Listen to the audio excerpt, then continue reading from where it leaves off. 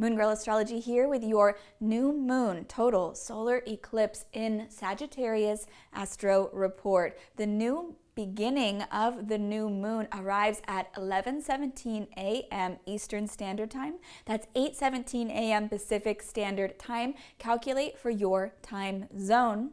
Where does Sagittarius fall in your natal chart? I definitely want to know. Get in my Cosmic Love Club. I have a few spots left for this incredible cosmic opportunity to receive a monthly astrology reading for only $44. That is totally unheard of. So I really want to encourage you to take advantage of this limited time offer. Spots are going to go quick. So go to moongirlastrology.com and check out my memberships, or patreon.com/moongirlastrology to check this out, or check the information below. If you love this podcast, please subscribe, leave me a 5-star review, like, and comment. I want to hear from you.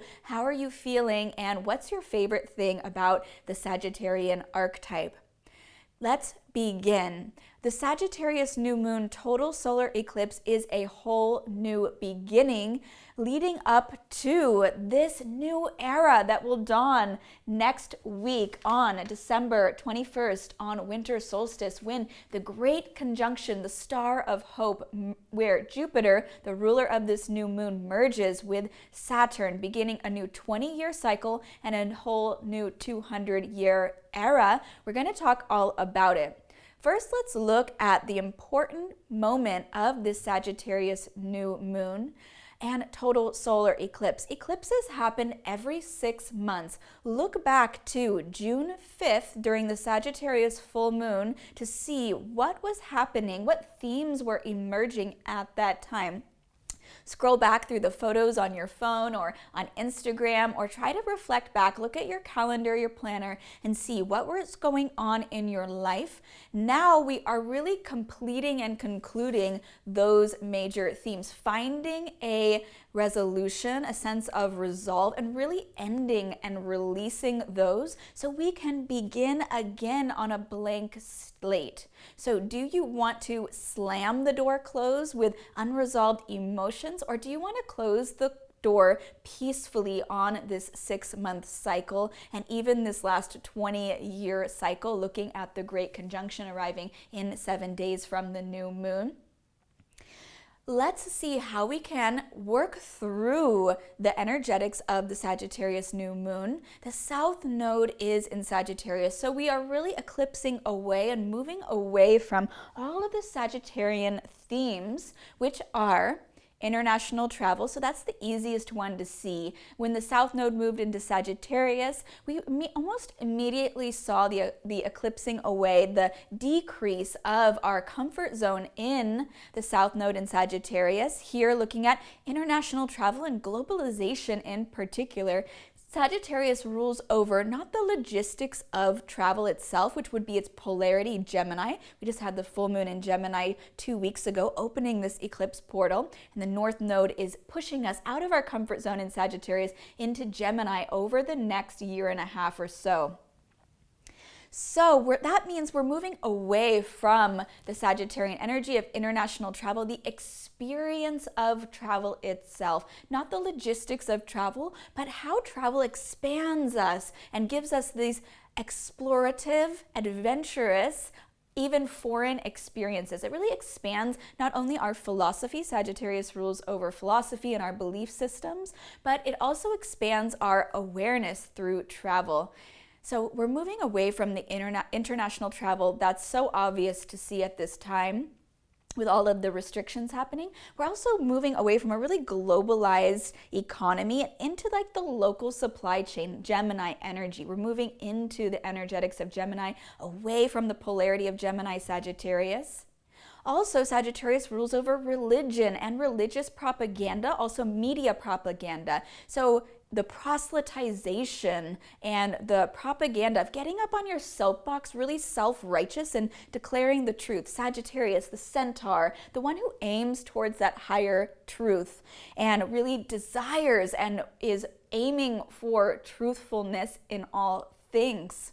So here we're really moving away from the propaganda, and we can look at like fake news and the delusions of people up on their high horses, on their on their pulpits, spinning like delusional fantasies as well. And we're going to talk a little bit more about delusions when we talk about the square to Neptune here and other aspects, especially this new moon conjunct Mercury, in just a moment.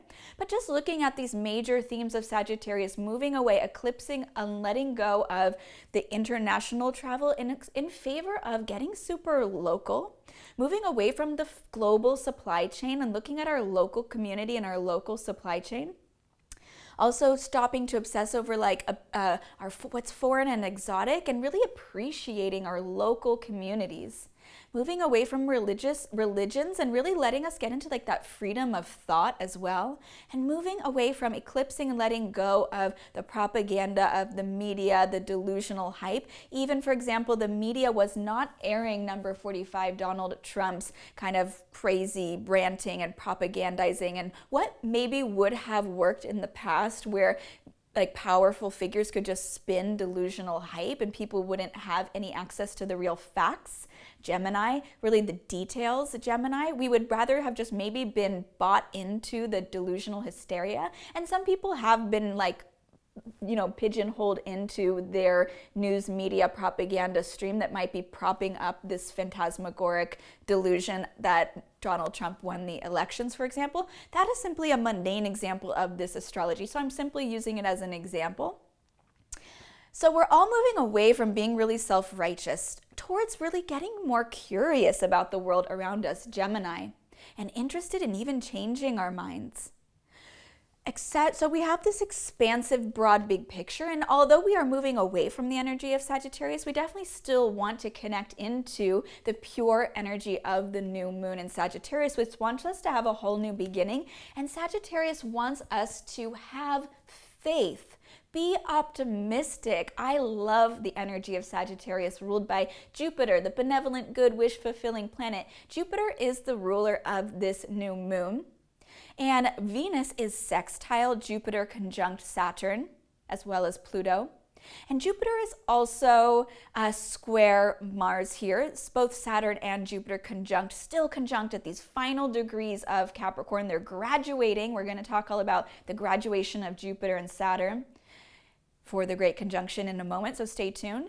And Mars is square Jupiter here, and Jupiter is square Uranus as well. So Jupiter is the ruler. We're going to be looking at the nitty-gritty details of those aspects in a moment, but we're still staying big picture. Sagittarius really wants us to have faith in the bigger picture, and that's why I love astrology. It helps us not only see like the big picture of what's going on in the context of 2020, but the big picture of the Great Conjunction, a whole new 20-year cycle, and the big picture of a whole new 200-year era of the great conjunctions, the stars of hope that happen every 20 years, now in air signs. So for the last 200 years, the great conjunctions, the stars of hope and Saturn, the great malefic, and Jupiter, the great benefic, meet in the sky, have happened in earth signs, save one mutability into, I think, Libra. So now we're beginning a whole new 200-year era of these powerhouse planets in air signs. What does that mean? It's the birth of the information age. We're just getting started. The internet was only born relatively recently, right? Aquarius ruling over the internet, ruled by Uranus, also rules over the internet. Aquarius is all about technological advances, innovation, progressive. It's the sign of the future. Very exciting. It's the sign of our own unique self-expression and letting your freak flag fly, which works really well in the online format, really trying to stand out, right?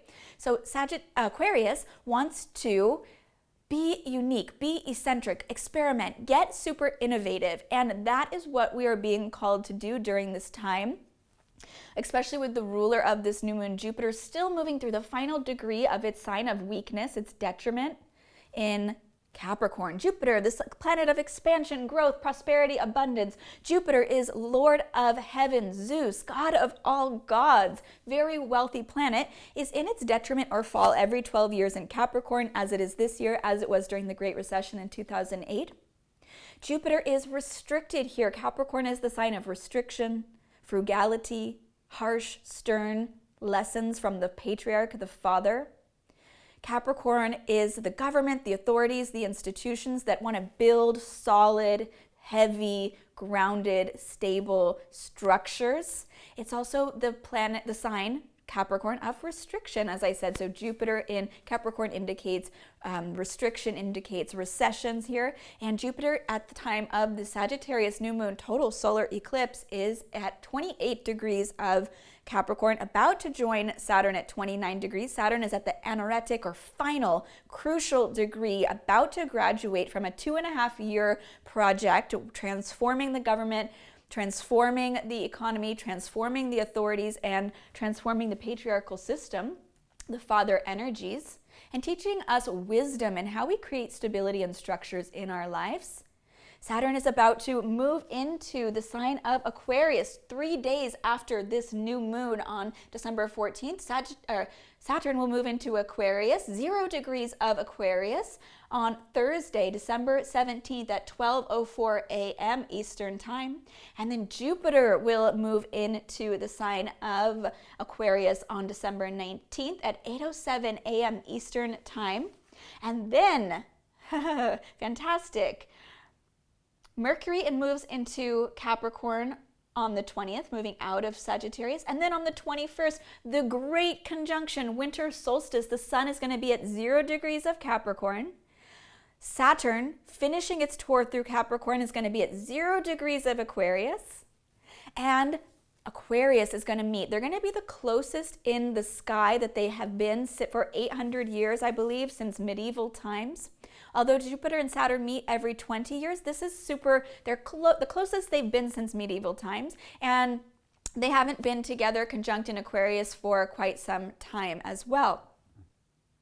So what does it mean? 0 is the Fool in tarot. It's the new beginning. It's the dawning of a whole new age, a 20-year cycle and also a 200-year cycle. Very exciting. Some say it's the dawn of the age of Aquarius. Is it really, though? We'll talk a little bit about that later on in this podcast as well. So the South Node is in Sagittarius, meaning the South Node is our comfort zone. We are graduating not only from Sagittarius energy over the next, over a 2-year time span total, but until about January 2022, I think. And we're graduating, we've done it, we're over it. It's like we're bored of the Sagittarian energy by this time. Sagittarius also rules over higher education, looking at the whole thing about student loan cancellation. We're just fed up with it. We paid our dues when it came to higher education, and it turned out okay, well, it didn't really give everyone the security and stability and utilitarian usefulness that we had all hoped, especially looking at Capricorn, as I said, graduating at the anaretic 29th degree, Saturn graduating from the 29th degree of Capricorn after a 2.5-year journey here. The ambitious, hardworking goat who really wants to get out what it puts in. We didn't necessarily, the higher education hype didn't always play out. And we're moving away from that. Even the pandemic is forcing us to rethink higher education in so many ways, and the usefulness of higher education, the cost of higher education. And then it's pushing us into the energetics of Gemini, which we just had the full moon in Gemini 2 weeks ago, right? Beginning eclipse season. Gemini is all about local skills and knowledge, while Sagittarius is the university and the ivory tower on the mountain proselytizing truth. Gemini is at the local library researching and getting new skills and knowledge that are almost immediately applicable in the local community. So all these online courses, for example, it's all about sharpening your skill set. You can get free lynda.com. You can go and learn anything for free on lynda.com, LinkedIn Learning through your local library. Get your library card and you enter into lynda.com through your organizational portal, right? Or you can get free trials to Skillshare, or you can get really affordable courses on Udemy. You can learn almost anything even on YouTube for free now. So brushing up your skills and knowledge, so you're getting really useful skills, proving ourselves we realized that the certificate on our wall of proving ourselves through the credentials of higher education didn't really do much for us. Okay, it was a blip in the moment of the recruitment, the application that the recruiting manager never saw because you never made it through the applicant tracking system. If you're a job seeker, definitely, I'm not sponsored by this at all, but just check out jobscan.co, and that will help you get through the applicant tracking system if you're applying for jobs online. Also, if you're a job seeker and you want some astrological guidance and like grounded support as well, get in the Cosmic Love Club over on Patreon. I can help you and support you not only to like work on your career, but to manifest prosperity and abundance. Navigating through all these shifts that we're going through. As you know, 2020 is pivotal, transformational, huge astrology. So this is really the time to understand the power of this moment, of this Sagittarius new moon total solar eclipse. Let us have a new beginning where we really need to take this moment to understand how critical it is. And I hate to get all gladiator on you like Russell Crowe, but like what you do now is going to echo for eternity in your life anyways. It's going to echo through definitely the next 2.5 years with Saturn moving through Aquarius, beginning a new journey through Aquarius. And Jupiter is going to move through Aquarius in 1 year's time. It'll retrograde into Pisces. It'll go into Pisces and then retrograde back into Aquarius is what I'm trying to say. But generally, we're working with the Aquarian energy, especially over this next year, over these next 2.5 years, and looking at the age of information that we're moving into, like the air signs. It's a new era, not era, but air signs. I didn't make that up. Another astrologer here on YouTube did. So here we're really looking at wanting to move into needing to be super intellectual, cerebral, experimental, innovative, all those things we associate with air signs, thought leaders, futuristic progress, and definitely innovation. Did I say innovation? We definitely need to innovate right now. Also get online. This is going to be what we need to happen now. Looking at the Aquarius energy ruling over the internet, this is the space where we need to be connecting and working and finding ways to make it more human and relatable. So overall, with this Sagittarius new moon energy, what we need to do is have faith. See the big picture. Stay optimistic and enthusiastic and aim true. Aim high. Don't lower the bar now. Raise the bar. I can see everyone all around us wanting to like lower the bar because Capricorn, the one who usually holds the bar up, is like so busy and so compromised and so challenged. Don't lower the bar. Raise the bar. Sagittarius, higher education, the higher fire, higher truth. The one who really wants us to be righteous in many ways. Although we are moving away from that in many senses, this new moon is asking us to start from a fresh start around our relationship to these kinds of concepts and ideas. Sagittarius, the new moon, means that the moon and the sun are both at 23 degrees of the sign of the Centaur, Sagittarius, the mutable masculine fire sign of Sagittarius. They are there together at 23 degrees, and I'm hoping to read for you the inside degrees for 23 degrees of Sagittarius as well. Let's do that now. The inside degrees, which was channeled by Elias Lonsdale, a powerful astrologer, says the inside degrees for this point where the sun and moon are merging and the earth is moving in between them, eclipsing with the solar eclipse, says a woman wearing many tiny bells. I'm already thinking of like classical Indian dancers, how we wear bells on our gungaru, on our ankles. Methodology, technique, the how of things. Immersing yourself in the field of new ideas, fresh approaches, and innovative paths.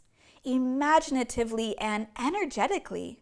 Exposing yourself to possibilities, visions, ways to evolve.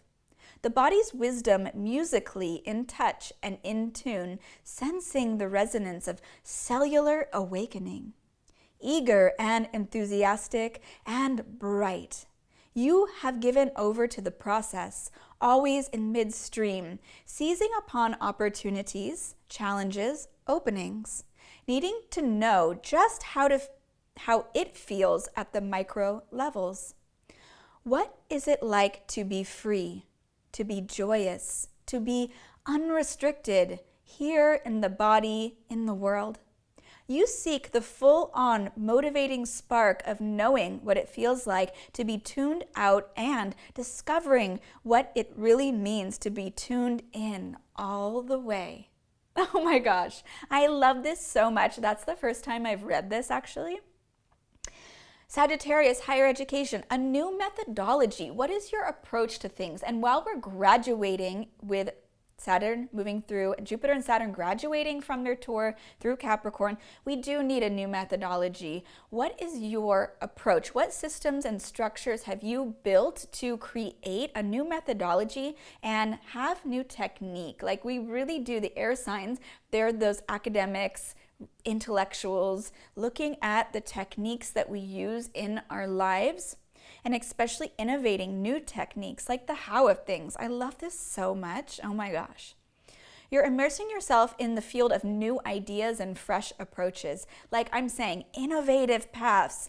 So we really do want to be a little bit enthusiastic, like connect into not only is the sun and moon in Sagittarius, Mercury is conjunct this Mercury is conjunct this new moon at 20 degrees Sagittarius, not too far away. So Mercury in Sagittarius is about speaking the truth, being blunt, like just say what you mean for God's sakes, right? Venus is still in shadowy Scorpio, wanting a little bit to like manipulate and be a little bit like seductive here and not be super blank, being more secretive, frank, being more secretive. But Mercury in Sagittarius just wants to blurt it out. Just say it like it is. Like everyone's so tired of like tiptoeing on eggshells around as not to disrupt anything. Like things have been disrupted, and the Aquarian energy is about disruptive technologies, right? Like the book by, I haven't read this book yet, but I'm gonna check it out. It's called Disrupt Her. Looking at the ways we can disrupt, like the ways that technologies have been disrupted and the way we're going to continue to disrupt them. And that's all about that imaginative, futuristic innovation. So really exposing yourself to new possibilities. Sagittarius is all about the vision, being a visionary. And with this new age of Aquarius dawning, although at this new moon, there's like literally no air in the sky except for the North Node in Gemini. That's just a point in the sky. We're being called towards, there's no air. So we just are like resolving all of these other elements here with the fired up. There's a lot of fire in the sky. We're finishing the earth, like a lot of the heaviness of the earth energy and the water of Neptune and Pisces and Venus in Scorpio. We have the other elements. We are coming to concluding those, and we're getting ready to shift into the energies of air here. So get all the other elements situated so you can really tap into this new energy. A cellular awakening. So beautiful. So yeah, get enthusiastic. Use this jovial, optimistic, powerful, fiery energy at the end to conclude and culminate this year. The eclipses are eclipsing things away. So it is a cycle, culminations and endings, release, let go. The eclipse wants you to change. So the eclipse is like a wild card here. You might suddenly find that the door is closing. Do you want to close the door with unresolved emotional baggage, or are you ready to finally make peace with 2020? That's what you're being asked to do. Have faith in the bigger picture. See the cup as half full and make peace with this year, because there is a whole new world just around the corner. So you're not going to be able to be complacent here. You're being asked to rapidly upgrade your vibe and your life. So we're letting go of like old habitual patterns as well. So the universe is definitely like pushing us out of the nest with this energy. So the more quickly you're able to align and upgrade, update yourself to connect with this new vibration and new energy, the new frequency that wants to come through. I know I'm sounding super woo, but hey, I'm an astrologer. Like, what do you want from me? The better off we're going to be here. So yeah, we talked about the eclipses, how they arrive in pairs, and we're looking at the polarity and the axis, the dynamic dance of Gemini and Sagittarius. And Gemini is the twins. It wants to have this meaningful and engaged conversation. So looking at moving away from the energy of Sagittarius, up on your high horse, up on your pulpit, getting more into an engaged and meaningful dialogue where you not only show up to really communicate, Mercury and Sagittarius conjunct the new moon, amplifying your new beginnings around the way that you're going to choose to show up and communicate your truth. Forthright, blunt, Sagittarius, Mercury and Sagittarius. But do it in a way with the North Node in Gemini that is engaging, meaningful, not only speaking, but responding and staying curious and willing to be versatile in the way you think. These are both mutable energies. They're willing to change, which is awesome because we're being asked to change. If these were fixed energies, like obstinate, stubborn, it would be harder. But Sagittarius and Gemini, they want this change. They live for the change. They're loving it. Let's get into some of the aspects here for this new moon in Sagittarius, total solar eclipse conjunct Mercury energy. So this is a stellium in Sagittarius. So much Sagittarian energy. That means so much Jupiterian energy. Lucky us. I'm loving this.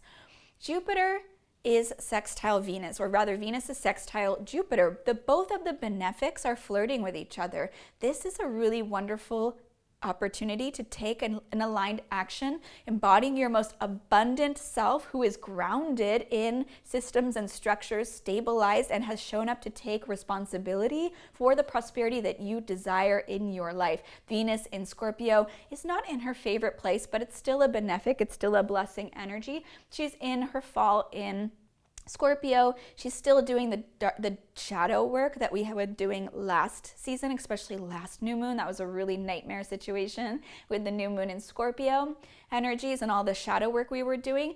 That was us facing our deepest darkness. That was us facing like the worst case scenario and seeing, I am so resilient. And with this energy of Jupiter and Saturn sextile Venus, the graduation energies here, we need to look back and honor ourselves and see how strong I have been, how resilient I am. I am persevering and really seeing like how far you've come and like giving yourself a little pat on the back, self-parenting.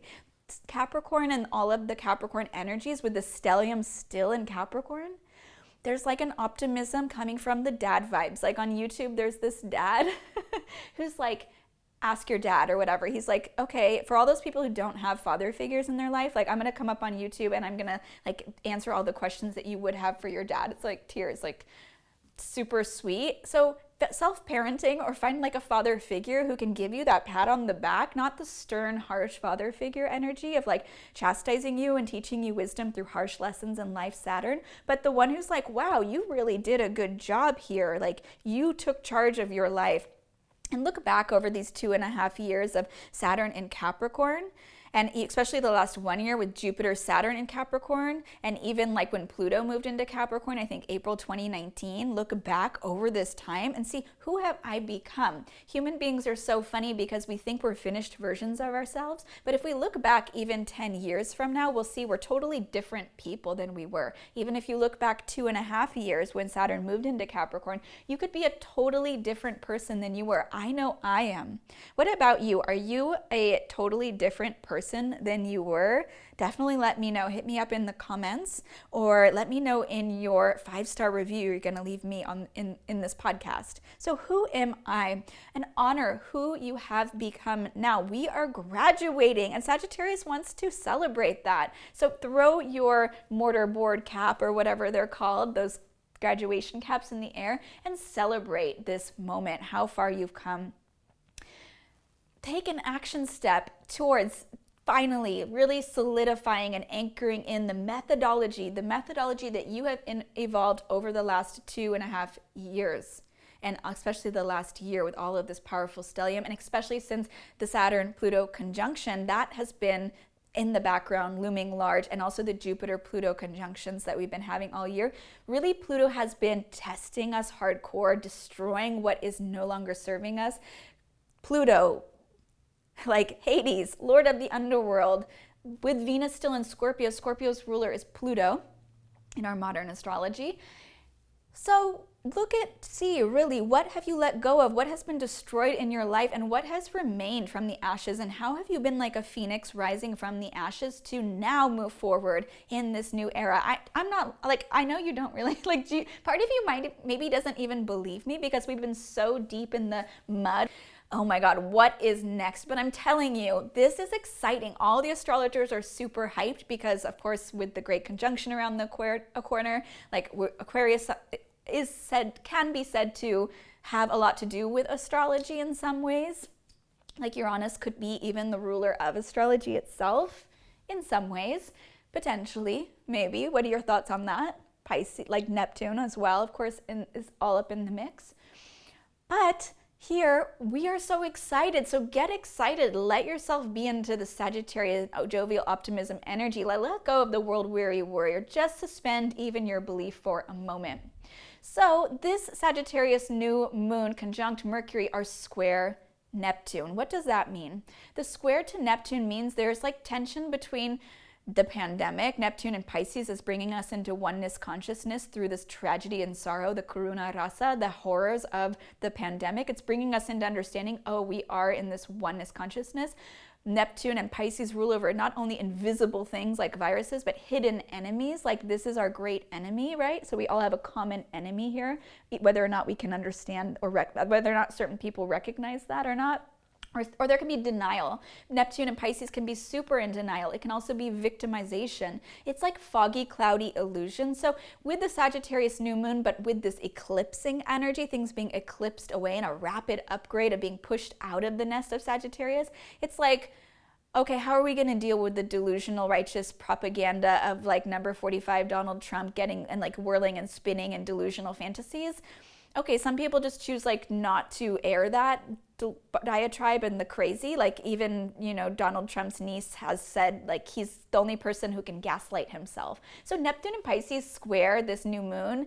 Also looking at Donald Trump's moon, he's a full moon baby, so his nodes are exactly on this nodal axis. So that's incredible, right? Like election day was exactly the north node on his sun in Gemini and the south node on his moon in Sagittarius, a huge karmic reckoning and awakening for him. But like Mary Trump was saying recently, if you followed her book, like How My Family Created the Most Dangerous Man in the World, how he is like a delusional narcissist and how he is the only person who can gaslight himself. So we all, especially if you're on Instagram and you follow like psychology and you're in self-development, we all know now about gaslighting. It's when you trick someone into thinking they're crazy because you're a narcissistic abuser. But she was saying he's the only person who can gaslight and delude himself that she's ever met, but all of his followers and fans as well. What is ignorance? It's so interesting. And Sagittarius does not want us to be ignorant. Gemini doesn't want to be ignorant either. Jupiter, the guru, the one who dispels darkness and ignorance, does not want us to be ignorant as well.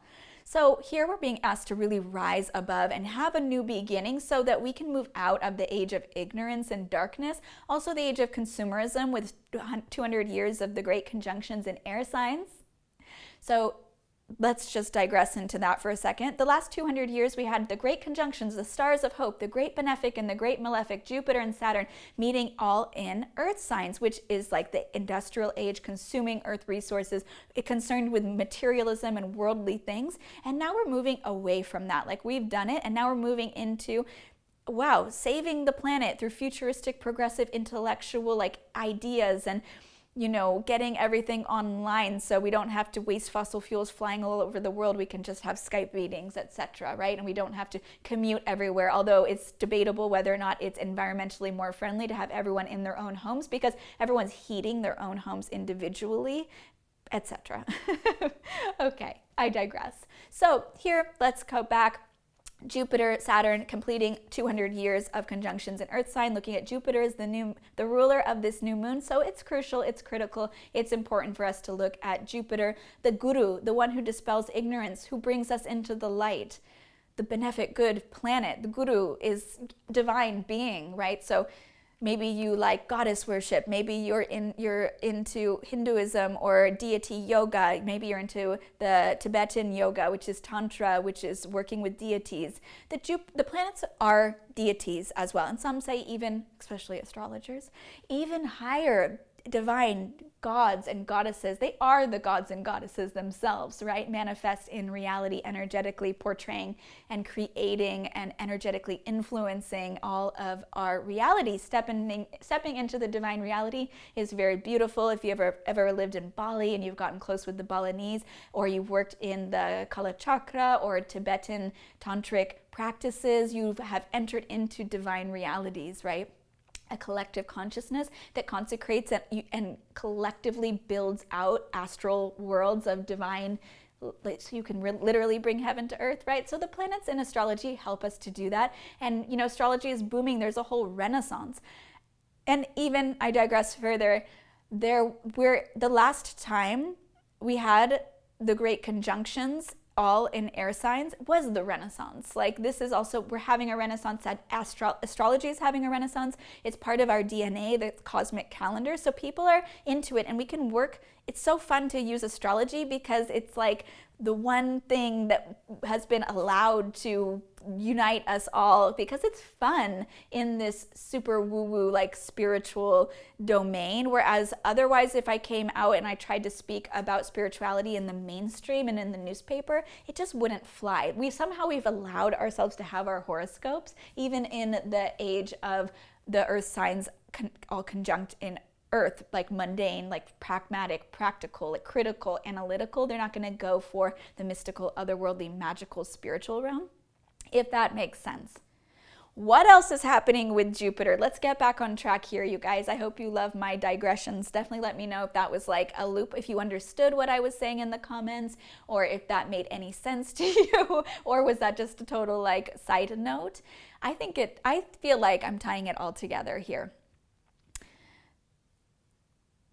Mars is square Jupiter. Talking more about Jupiter, the ruler of this new moon in Sagittarius. Mars is square Jupiter and Saturn. So Mars is in Aries. Chiron is also in Aries. Interestingly, Sagittarius's myth and archetype is wounded healer Chiron. I'm not going to get too much into that, but Sagittarius is Chiron. Very interesting, no? So Jupiter is square Mars in Aries, also Chiron is in Aries. What does that mean? Mars is at home, blasting its warrior fire, asserting its willpower in Aries. And Jupiter here in Capricorn, an earth sign, they're having tension, also Saturn. So as Jupiter and Saturn graduate in Capricorn, we are being asked to look and see where there's stress, where there's anxiety, where there's tension, where there's just unrest in our identity and sense of self. And we are rebirthing our identity and our sense of self so we can move into this new age and new era, especially another 2.5 years, another 2.5 year cycle. We actually had the 0.5 already, but another 2 years of Saturn in Aquarius. How did we already have 0.5 years? Saturn was already in Aquarius, which brought us social distancing on St. Patrick's Day. Was that in March? Saturn, when it moved into Aquarius, it's dipped its toe into Aquarius, bringing us social distancing. Saturn restriction, Aquarius is society, social gatherings, friend groups. And then it retrograded back into Capricorn. So it's going to be moving forward again in a few days. So Mars is asking us to create tension, and it's asking you to take an action. It's creating like discomfort so that you move. If everything was trying, if we were just in harmony, we would just lay on our sofa and fan ourselves and we would just be totally in flow. We wouldn't necessarily be driven and motivated to take action. So those squares are catalysts for change and growth. They are what often lead to success because we build, if it doesn't challenge you, it doesn't change you, to quote J-Lo. So here as well, Jupiter is square Uranus. Uranus is debilitated or weak in its detriment in Taurus. And if you're still with me in this podcast, you're amazing. I'm super grateful you're still here. After 40 minutes, you must be a real astrology lover. So definitely get my free 4-part elemental yoga class. This is a free 4-part elemental yoga exploration. Go to moongirlastrology.com and sign up for this incredible free opportunity to embody the zodiac. We move through all 12 zodiac signs grouped into 4 elemental categories. I think you're going to love it. So Uranus is debilitated in Taurus until 2026, revolutionizing our most nostalgic, old school, conventional values. And indeed, Uranus is the ruler of Aquarius. And while Aquarius isn't involved right now in this dialogue, in 2 days from now, it's going to start to amp things up. So this is relevant here, and that energy is going to carry forward for a minute with Jupiter square Uranus. Uranus in Taurus, revolutionizing, upgrading our most conventional, nostalgic, stubborn values that do not want to be revolutionized, earthquaking, electrifying, shocking, all of those banking, like the bankers, agriculture, the way we've been doing things since time immemorial, like conservative values are really being challenged and questioned. And with the square to Jupiter and Saturn here graduating in Capricorn, Uranus is like, sorry, time's up. We're really going to have to We're going to have to make some changes to the government, the institutions, and it's really putting that pressure on the graduation of Capricorn, of Jupiter, Saturn, and Capricorn, the government, economy, institutions, leadership. So there's going to be some changes, changes. David Bowie, very Aquarian. I don't think he was an Aquarius, but you know, David Bowie's so just an Aquarian energy. Let's pull a couple cards here to complete our exciting tour of this Sagittarius new moon total solar eclipse. In ancient times, solar eclipses were like feared, and it was indicated that the leader would fall. And indeed, like the leader has fallen. So we'll see what continues to unfold and happen with that. So what's exciting as well, I didn't mention, is this new moon, Mercury, is triple trine Mars. So I talked about Mars square to Jupiter, but this Mars in Aries is triple trine the stellium in Sagittarius. So this is fire. Fire it up, y'all. Like, get active. Take action. Even though it's a new moon and it's a time of usually a deep pause and rest and release and letting go to create the canvas, the blank canvas for planting new seeds. And we can't expect those seeds to grow right away. You don't plant a seed in the ground and expect it to grow into a flower the next day, right? But take action to plant new seeds in the fertile soil of this new moon, this solar eclipse. Eclipse and let go of old identities that you might be holding and reinvent yourself. Mars in Aries, it needs a strong identity. It needs a strong sense of self. It wants to take action. It's fired up. And it wants to move its body as well. So definitely, I would say, check out my Sagittarius new moon yoga class on Patreon. Get in my moon membership for just $3.33. You get a new moon and full moon yoga class. There's over 30 classes in there, and support me to connect with more astro lovers. So you've got to have faith. We already had the Emperor come through for us in our reading. The Emperor is Mars in Aries, as I was just saying. Triple trine this stellium, supremely harmonious energy for you to cultivate and craft your new identity, to come forward and assert yourself. This is like a breakthrough energy, Aries. And with the winter solstice at 0 degrees, the Fool card, the new beginning, and the great conjunction at 0 degrees of Aquarius next week on the 21st of December. New beginnings, you guys. I'm telling you, reboot, rebirth, restart yourself, and recreate your identity. And the Queen of Swords also wants you to show up and get clear. Like, there's no air in the sky right now, so there's not a lot of like cerebral mental focus. We're feeling with the square to Neptune, the new moon is square Neptune, confusion, some fogginess. So really taking time to practice finding clarity around, who do I want to become next? How do I want to show up in the world? How am I going to assert myself? What identity do I want to craft and create? And how can I create a noble, healthy ego? So clarifying those things and taking total ownership over the past. The Queen of Swords is intensely private, not because of like shadow vibes. With Venus in Scorpio, we might be feeling like shadowy, like having to hide stuff out of shame and pain and trauma. No, we need to out ourselves, out our shadow, come forward, tell the truth. Mercury and Sagittarius, integrate and heal our subconscious so that we can become whole and magnetic. And the Queen of Swords wants you to cut through the bullshit. Mercury and Sagittarius, frank, blunt. And Mercury is an air sign, so here we go. And she wants you to take ownership over your past, and you can maintain, of course, she's private, not out of secrecy, but out of taking intense ownership of her journey and even pride in how far you've come. As I was saying, you're graduating. Pat yourself on the back. Thank you so much for joining me in this exploration of the new moon total solar eclipse in Sagittarius. It's coming down at 11:17 a.m. Eastern Standard Time. I really appreciate you leaving me a 5-star review and leaving me a supportive comment, letting me know how this podcast has affected you. What did you take away from this? And what is your favorite thing about this new moon?